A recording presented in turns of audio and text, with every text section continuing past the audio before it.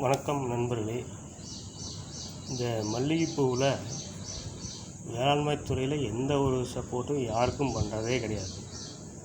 வேளாண்மை பொறியியல் துறை, வணிகத்துறை, தோட்டக்கலைத்துறை, எந்த துறை இருந்தாலும் இந்த மொக்குப்பூ அப்படியே அரிசி போல் மொக்குப்புழு இருக்குது பார்த்திங்களா, இதை கண்ட்ரோல் பண்ணுறதுக்கு உரிய மருந்தோ அரசாங்கத்திலேருந்து எந்த ஒரு வாட்ஸ்அப் குழுக்களோ வீடியோக்களோ அரசாங்க வேளாண்மை துறை மூலயமா மக்களுக்கு சென்றடைய மாதிரி எந்த ஒரு துறையுமே இல்லை. அதுபோல் தான் நடந்துக்கிட்டு இருக்குது. வேளாண்மை துறை அப்படிங்கிறது மக்களுக்கு பயன்படுற மாதிரியான ஒரு துறையாக இல்லாமல் இந்த மாதிரி அரிசி புழுக்கள் அதிகமாக இருக்குது. இதை கண்ட்ரோல் பண்ணுறதுக்கு என்னன்னு தெரியல.